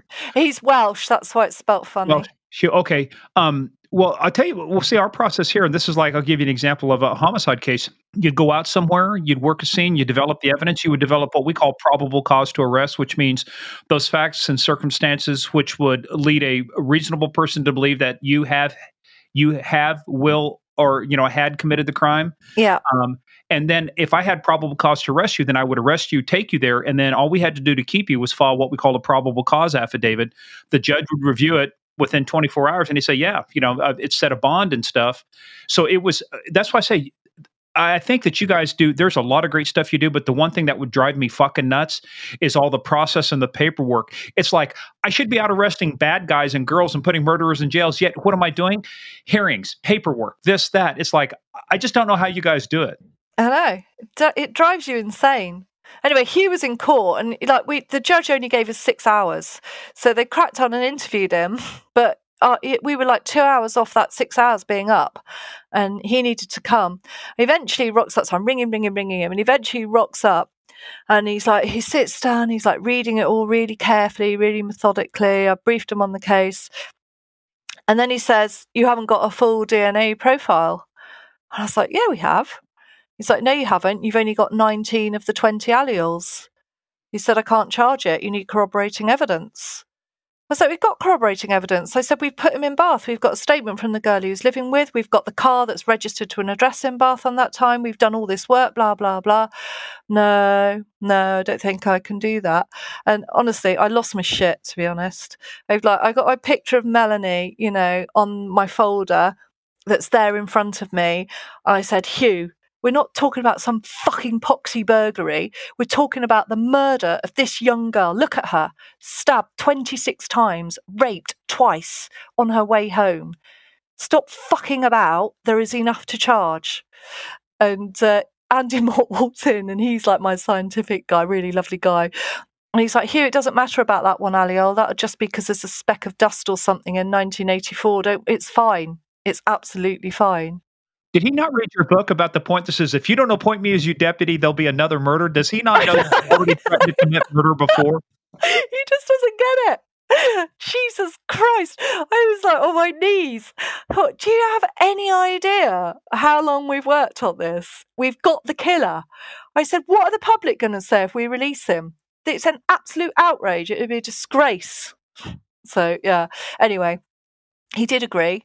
So then we had like 15 minutes. He agreed. Why? He was more afraid and fear for his safety, or he agreed with the science? She pulled out the chalk. Yeah, I know. Just scared of me. I'm not a scary person, I promise you. I'm genuinely you're going to have a hard time convincing us. Yeah, you're not kidding. Yeah, right. So then and they're like, "Boss, you going to charge him?" I was like, "Fucking right I am." So then we're driving across Bristol to where he's kept in the cells, and we literally get there with 15 minutes left, and it's like a big custody unit. So it's like got a central bit where they all stand, the custody sergeants, and then there's 6 or 7 stations where they bring all the different prisoners in, and they go and bring him out, and it's like deathly silence in there because everybody knows that this is the biggest gig of the century as far as the police are concerned. This guy's murdered that girl 31 years ago, and of course I'm there, and a DCI, whatever I was, chief inspector, never charges anybody ever. Why not? Because you just get your DCs to do it for you, delegate. So yeah. Or is it just more of a perfunctory thing, just like a pro forma? I go down, I charge you. I mean, yeah. It is. What is the process for doing that, though? So do you have specific words or ways you have to charge them? Yeah. So it's written out. So the charge is very. The protocol is absolutely bang on. So basically, I just stood there. I looked him in the eye, and that's the first time I've looked him in the eye when he's brought out, and he just stood there really impassively. And I said, I told him who I was. And I said, "I am Julie Mackay, and I'm the senior investigating officer into the murder of Melanie Road," because I wanted him to be really clear about who it was. And I subsequently learned that he used to call me the smug bitch, but I don't mind that. I take that every day of the week. And I stood there and said, "Christopher Hampton, I am charging you with the murder and rape of Melanie Road on the 8th of June, 1984. And then you caution him, you do not have to say anything, may harm your defence if you don't mention now something you later rely on in court. Anything you do say will be recorded." And it was just the most satisfying thing I've ever done. Well, what was his reaction at that point? Absolutely deadpan. No denial, no nothing. You got the wrong guy. Didn't say anything. And you could have heard a pin drop. It's like everybody that was moving around in that custody unit as well has stopped almost mid-step. There's also an art to interviewing these folks too, because that's one same thing. See, in the United States, a guy could just tell you, fuck off, I want a lawyer, and there's nothing you can do about it. I mean, you can't bring them in, but once you got them in there, they got to sit down with their solicitor, lawyer. And even though they can refuse to answer, like say no comment or whatever it is, they still have to sit there while you go through a series of questions, right? Yeah, they do. Absolutely. And so we've got experts that do that, expert interviewers and interview advisors. So I set the strategy in that, that first interview, that's my decision. I want them to go and do that always. And then we agree about what the strategy is going to be. So what topics we're going to cover, how we're going to do it, when the breaks are going to be, what we're disclosing to the solicitor, and him, and all that goes with it. So he was interviewed that following morning on the Friday, all through the day and the evening, in little chunks, if you like. So 90-minute chunks. And then again on the Saturday when he came back from court, just about that final evidential bit, basically, this is it now. Do you want to say anything? Do you want to change your mind? And he just nothing all the way through, no comment. See, and that's such stark contrast to the way we would do interviews, because we don't have to disclose anything to him. Nothing. And it's like, it's really about, the only time you have to disclose things is when it actually moves forward and the defense files a motion for discovery. Then you can disclose things. But as I'm talking to you, if you're my murder suspect, I'm asking you, where were you on this night? Because you want to catch them in a lie, but you don't have to disclose your evidence. Well, I mean, you will, like for certain things. It's like when you want to just drop the hammer on them and say, look, you can deny it all you want, but here's what it is. We've got the DNA. Yeah. So we have, and that's absolutely right. And we call it stage disclosure. So we don't necessarily do it all at the beginning, but the solicitors say, I've received no disclosure. My client's received no disclosure. I'm advising them no comment. So yeah, whatever. That's my opinion is, so what? We're going to ask you these questions because we need to test our evidence. And then when we've asked these questions, we might disclose something to you, but we have to give them disclosure at some point in those interviews.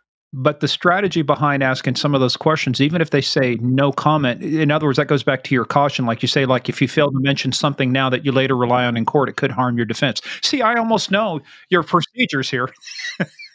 I've watched enough British police procedurals. I've watched Foyle's War and New Tricks and, you name it. Julie, don't feed his ego. Don't do that. I reckon he just did a bit of research before we came on today. He can look really good. he's been drunk with law enforcement officers in England before. Yeah. We had him on our podcast. I think I was telling you this. A couple of blokes from New Scotland Yard, my mates. I ended up getting one of the guys got so drunk he fell down. A Welsh gentleman, Graham Burridge, fell down, broke 3 fingers on his left hand. Alan Thomas left his overcoat with his keys and his mobile phone on the train, and so he's knocking on his wife's door at 2:00 in the morning, trying to be let in. So yes. I bet he was popular. Yeah, I've been out drinking with the mates from SO15, the Counterterrorism Command, before. Yeah, it's a good place to be. It is, but no, what I was saying is that, I mean, it's like, you've got all of these procedures and stuff, but what ultimately, so now you've got this guy, like I said, the work's really starting. So tell us about the rest of the interview. Does he say anything at all during the interview, or is it all no comment or refuse to answer? Never. So what they do is they gave a written statement, literally, that says, I, Christopher Hampton, am not responsible for the rape and murder of Melanie Road. That was it. Wrote it down, handed it over, said nothing. And does that harm their defense later when they provide a written statement? Okay. Yeah, absolutely it does. Because he's had an opportunity to explain. So he could have said, I was off my face and lost my shit, not that we would believe him. He could have said, one of the things that I was quite cognizant of was, he could have said somebody else had stabbed and killed her, and he just had sex with the body. Because we've had those cases in the UK, as I'm sure you have. So it's really important to disprove all these potential things, even if you don't know what he's going to say. Because he can't come back later and use that as a defense. Look, I just walked up upon the body. And you go, nope, during the interview, you had the chance and you said no comment. Yeah, that's right. Yeah, you had your chance to tell us that. If that's what happened, why didn't you say? Yeah. So, or he could have said he had consensual sex with her and then somebody else stabbed her afterwards. There's lots of different permutations, aren't there? So, yeah. So then we had to get ready for court, and so disclosure comes back again, because we've got new disclosure rules where we have to disclose stuff, which is fine.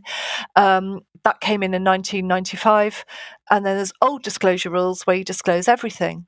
So we went to court saying, so we wanted new disclosure rules. So we would disclose to defence everything we knew that was relevant to Christopher Hampton. All right, that was our starting point, which is, I don't know, say that was like 2,000 documents or whatever. Okay, they wanted old rules.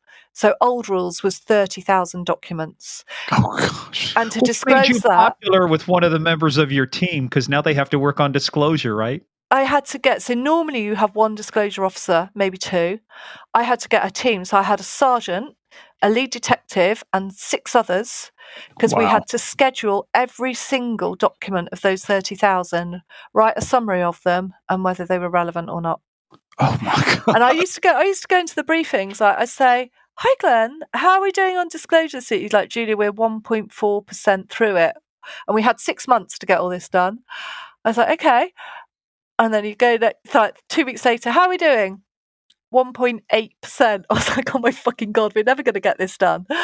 Wouldn't it be easier just to send the guy a note in jail to say, look, it'd be easier for all of us if you just off yourself in jail and save the taxpayers a lot of money? I know, but of course, they just want abuse of process, don't they? They want to say, we haven't disclosed, abuse of process, kick the case out. That was their tactic.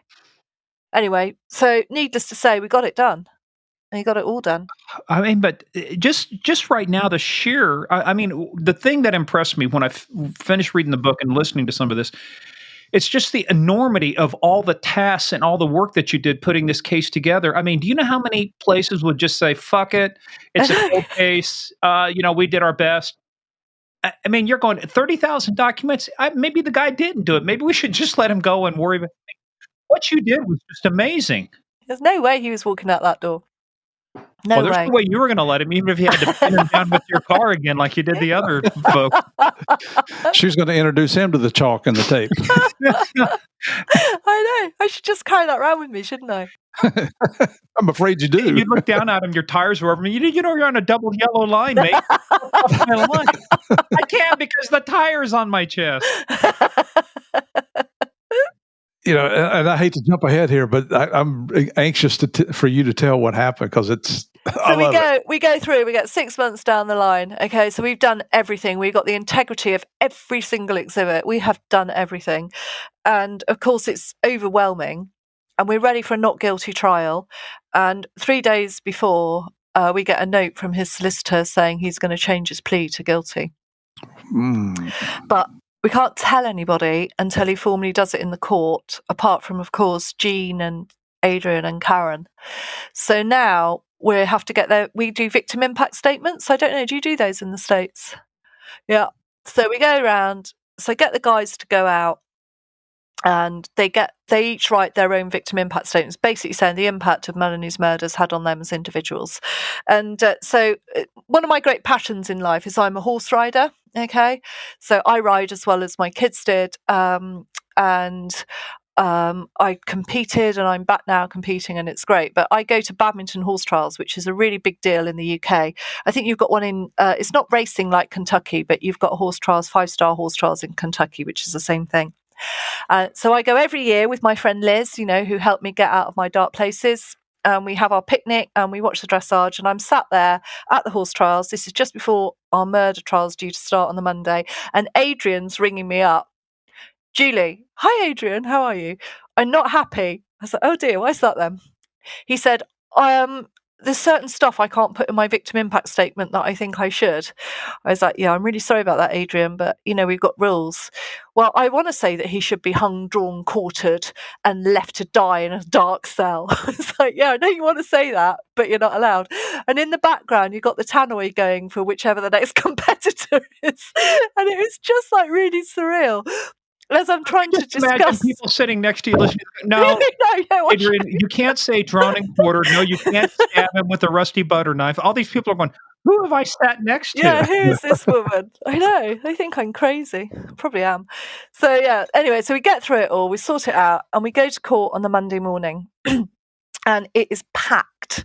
So you've got all the press there, because by now they know that stuff's coming. So Rob Murphy, who wrote the book for me, he's obviously there. And I'm like, Rob, it's all going to change, because they're expecting it to be a not guilty trial. And I'm like, he's going to plead today. You need to get your shit together to get lunchtime reporting. We go into court. Jean's there. Adrian and Karen sat on the front row of the public gallery. All the rest of it's all full. And he comes up from the cells then, Christopher Hampton, and he's in the dock, and it's got glass across it. And there's a dock officer with him, and our QC, Kate Brunner, who's brilliant woman who I've worked with before. She stands up and she has to read out basically the facts of the case. Now, even though Jean knows all this, I'd been to see her over the weekend to go through it again with her, because when it's read out in the brutality of the court as to what he did, it's absolutely despicable. It really is. And I didn't want her to be hearing it again for the first time in that courtroom. And it had had a really bad impact on her over the weekend. Really bad. And I was quite worried about her, because she's 81 now, 82. And anyway, so she sat in the court. The officer in the dock, there's a girl in the dock officer with him. And as it's being read out, the fact that Melanie's been stabbed 26 times and raped, and she was only 200 metres from home, the dock officer starts crying. You can hear her sobbing in the dock, standing next to Hampton. And like the whole court is just there looking at her, but feeling the same sort of pain. Does that make sense? And then they go and do their victim impact statements, and they're just like, it's unbelievable.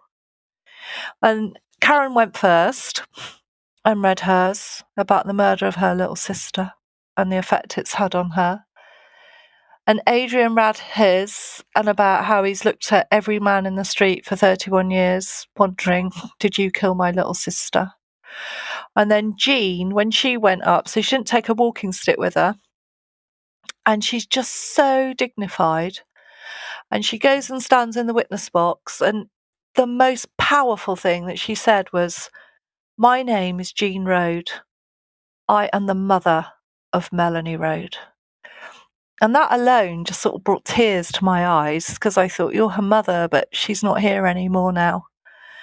And she just talks about the pain about how she found out of Melanie's murder, about how she went and saw her blood on the side there, and she didn't want it to rain because the rain would wash away what was left of Melanie, and the torment it had caused in her family and how it had torn them all apart.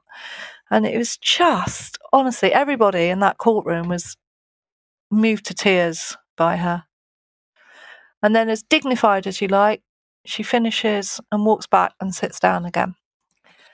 And, you know, it's people like this in the world that help the rest of us to be the best people we can, isn't it? Very well said. It really is, yeah. Just amazing. Yeah, what was his reactions during all this? Could you see him? I could see him, but nothing. Deadpan all the way through. No remorse whatsoever. When is the plea entered, before or after the victim impact statements? Before, when we first go into court. So the judge asked him to stand up. So it's still very antiquated in the English court. So although we have a more modern courtroom, so I just got my dog appeared. We have a very English courtroom. The judge still wears red robes, with the fur around the cuffs, and he's got his wig on. We don't do black cap anymore because we don't hang them. But yeah, apart from that, and his sash, and it's, very formal. And the QC, they've got wigs on and they've got their black gowns, and they all stand up and sit down in different order. Very, very traditional still. And so they call it being arraigned. So the clerk to the court says he wants to be arraigned, and do you plead guilty or not guilty? And the judge says, stand up, Mr. Hampton. He stands up. And do you plead guilty or not guilty? And he says really quietly, guilty.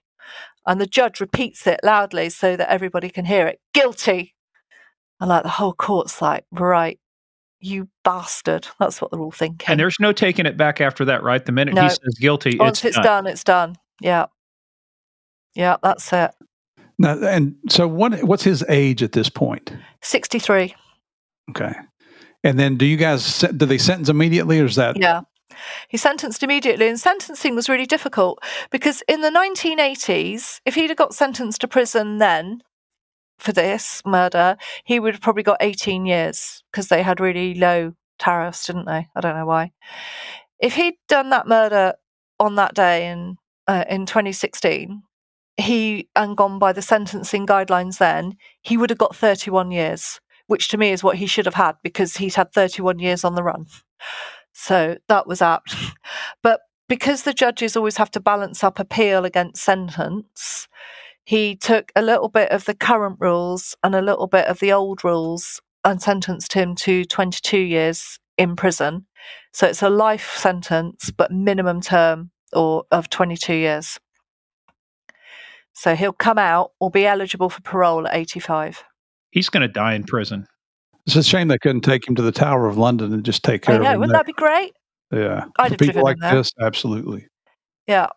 Let's see if you can fly. Let's clear. Yeah. So take him down. And then as I was coming out of court, so everybody's going out, and in our court there's you go through 2 doors before you get into the courtroom, so it's like a little vestibule, and I bump into Hugh between the 2 doors. It's just me and him. Hugh, the prosecutor, who I'd had that big row with, and he just shook my hand. He said, "Julie, you were absolutely right." He said, "Well done." I said, "Thanks, Nice. Hugh. Told you." Wow. So the good news is that I went on the court steps and did my media release and did loads of stuff, and it just made the whole country feel better that even after 31 years you don't get away with rape and murdering a young girl. Oh, it just reestablishes trust in the law enforcement, the rule of law in your country.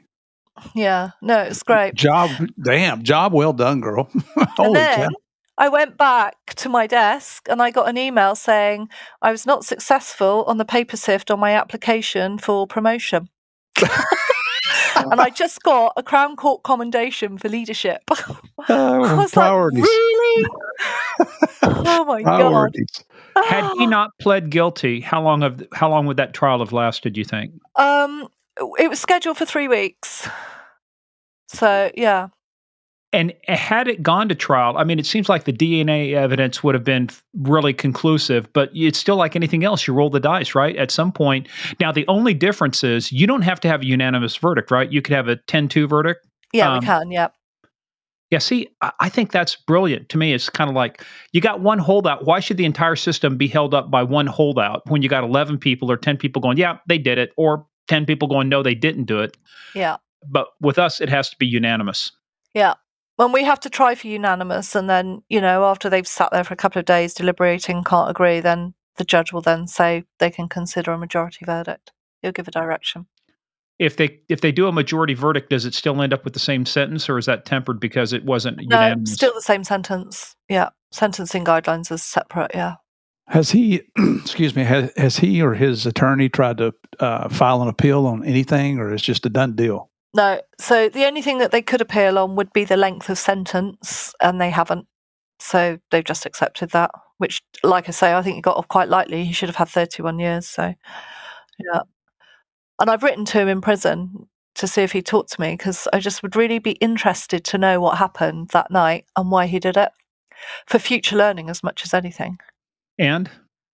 He's ignored me. Maybe you should call him, because nobody turns down Julie Mackay when she, you just call him and say, hey, look, pal, just this send is him how that it works. passage. Send him that passage about, the tape and the chalk and all that. Yeah, maybe I'll just send him a copy of the book. Let's see, does he want to come?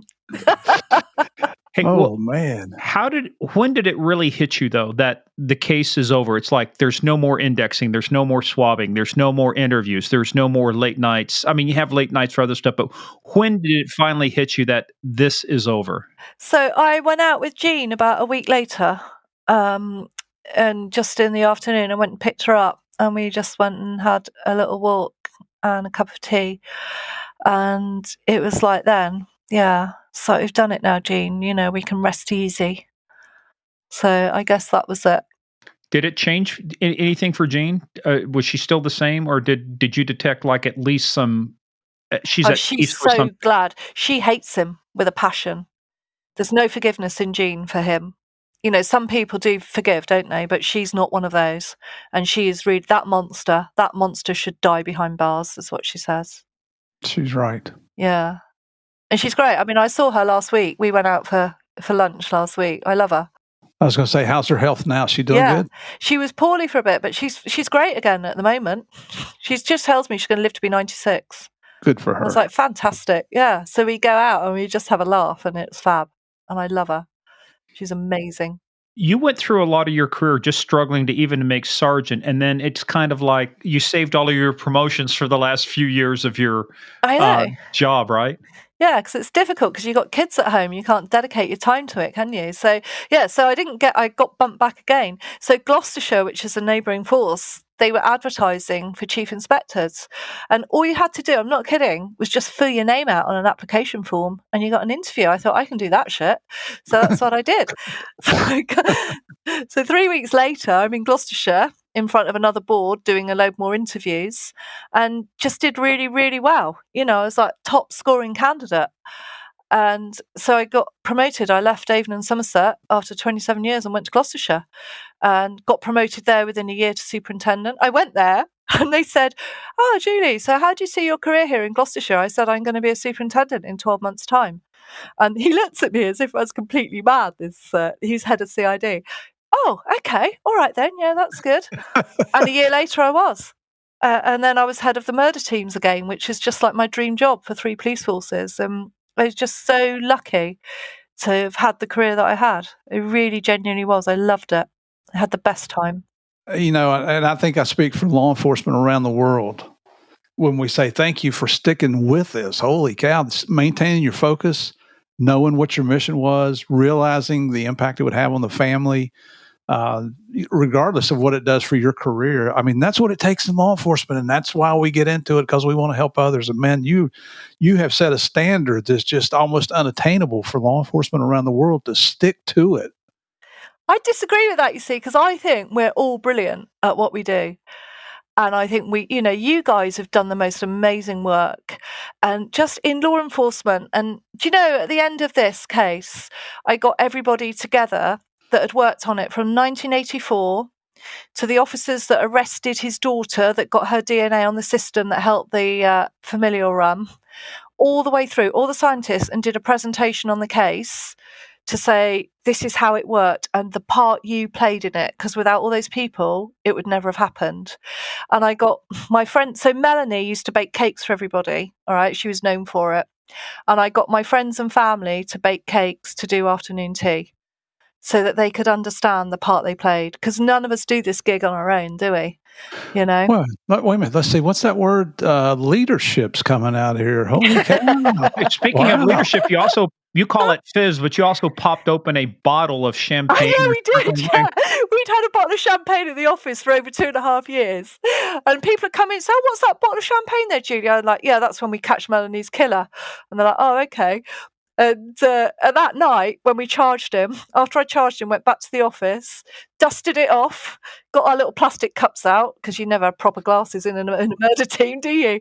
And yeah, and there was only 6 of us left there. It was really late at night, and we drank that champagne. And although it was warm, it was delicious. Tasted good, didn't it? Yeah. That was good. Confidence. Yeah. I love it. Yeah. So yeah. So you retired at what rank? Detective superintendent. In charge of the murder teams, yeah. Detective superintendent. So why did you decide to pull the plug? It's really complicated. So it's financial in the UK with our pensions. I won't bore you, but because I got promoted a lot later on in life, I had to pay a fuckload of tax, and staying just was no longer financially viable. So otherwise I would have stayed. English love your taxes. This is the whole reason we fought the damn war with you guys to begin with, was taxing our breakfast beverage. Yeah, it's ridiculous. But there you go. But do you know what? I had the best career. I'm really proud of what I did. I'm really privileged. And now I do work around homicide prevention. I do domestic homicide reviews. I do quite a lot of media stuff, and I do a lot of charity work for women and girls, in this country and abroad to keep them safe. And I'm really lucky. I work with an American charity actually. And I'm Which just. Can you name it? So so it's called Threads of Red, and it's a really small non-profit, basically sustainable sanitary wear for girls to keep them in education, so they don't get child marriage, they don't get raped. We do sex education for men, women, boys, and girls. We just come back from Cambodia. We'll be in Africa again this year. To at least 3 different countries, and they're just phenomenal, and I love them. I love the Americans because I really enjoy working with them. We have such good fun. I'm lucky. Give them a good plug here. If they want to find more about this charity, where should they go to? Yeah, so I'm afraid the best I can do for you is on Instagram or Facebook pages, and Threads is THREDS, Threads of Red. They're based up in Oregon, but not that matters because we work from all over the place. We can post that on site, right, Morgan? Yeah. I'll send you guys a link or something. And what I'm loving hearing this. You're after law enforcement because we have a saying: just because we retired does not mean our oaths expired. We took oaths to help others, and you're a prime example. Continuing That's after so you're true. in law enforcement. Oh, I think so many of us as well are just dedicated to doing the right thing to make people's lives better and using our skills to do that. Yeah. And your kids? How are your kids doing now? Oh, they're bloody great. Honestly, they're hysterical. So Callum, so he lives in France now, although he's come home at the moment. But yeah, he's really, really good. Connie, in fact, she's in Canada at the moment, so she's a snowboard instructor there. So she competed her horse to international level and then decided that horsework was too hard, so she's out having fun. Is she over in Whistler by chance, or British Columbia? She's on the Big White. Good for her. Which is not Whistler, it's in the middle, isn't it? An hour from Banff. Okay. Oh, Banff. Yeah. Oh, yeah, that's a beautiful area too. Yeah. And then Toby, who is obviously the one that kept me in school every week. So he's here in the UK still, and he's a tree surgeon. And in fact, he'd like to go to the States and do some lumberjacking. So I was like, yeah, do it. But he's fab as well. So they're all great. And, I'm proud of them. If he comes over, tell Toby he has to learn the lumberjack song from Monty Python. Yeah, I will. He probably knows it. I'm gonna put it into the system. He's going to be asked about it at the border, and if he can't sing the song, he'll learn it. Okay, and he comes on the volunteering work with us on the charity missions as well. So he was in Cambodia as well with the American charity. Cool. And if somebody wanted to buy your book, where should they find it? Yeah, they can find it on Amazon, To Hunt a Killer, and I just hope you guys enjoy it and just learn that we can achieve anything, and we're all brilliant, and we've all got resilience. It's just sometimes we get tested. Mm-hmm. Yeah, God bless. For years. I mean, years, my whole life. Yeah. I think I speak for everybody. We say, God bless you for your professionalism, for just hanging in there. We have a word here we call stick-to-itiveness. You stuck to it and brought justice. It's what it's all about. Job well freaking done. Well done, ma'am. Well done. I've got me rosewood truncheon up here in honor of you. So I'm gonna beat him with that stick one of these days. Yeah, me mine. This is mine. Hey, but no, seriously, this is me saluting you, proper British style, saying thank you for your great work. I mean, you did awesome, and this was so fun too. We had a couple folks. You'll probably see we had a couple hiccups, but we fixed them. But the point about it is the story. It's the stuff you went through at the beginning, how you managed through the middle, and then bringing it home in the end. Every story has 3 parts: the beginning, middle, and end. And this is such a great story. And so this is us thanking you for your service. You don't go anywhere. Everybody else, stay tuned for the debrief.